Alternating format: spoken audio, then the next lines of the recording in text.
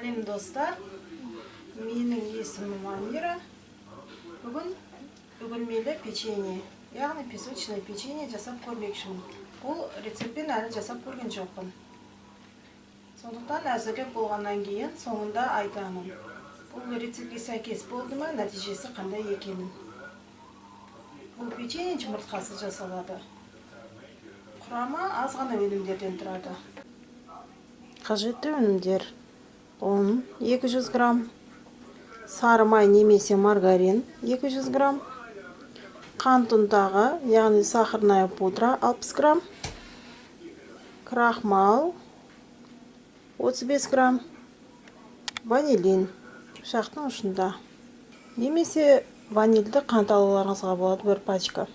Майды аламыз тегешімізге. Май жұмсақ болу керек, комнаталық температурада. Оған қант ұнтағын саламыз. Бар болса миксерді қолданыңыз, жоқ болса мынандай венчикпен де қолдануға болады.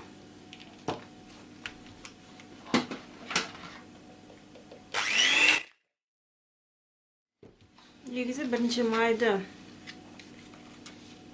араластырып алғаннан кейін қант ұнтағын салуға болады. Шашынмау үшін. Енді крахмал саламыз.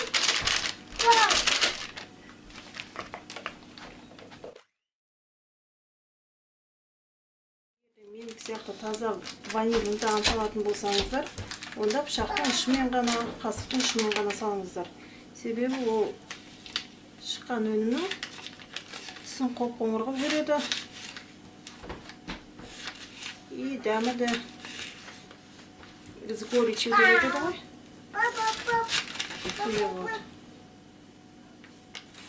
Енді ұнды саламыз. Ұнды әрқашанда қолданар алдында елегіштен елеп алу керек.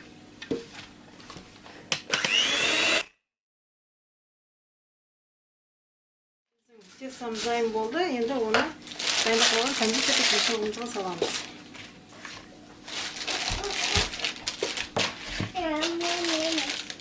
Печеньеға үйрестіп отырғызамыз.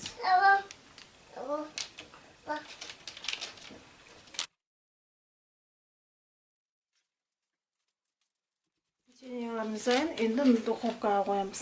Алдын ала қыздырылған 180 градусқа дейін 20-25 минут пісіреміз. Бұл сіздің духовкаңыздың ерекшелігіне байланысты болады. Сосын көрейік. 180 градуста 10 минутта пісті. 5 минут астыңғы полкада, 5 минут үстіңгі полкада. Біздің печеньеміз дайын. Шынында да рецептке сай нәтижесі жақсы болып шықты. Өте дәмді, үгітіліп тұр.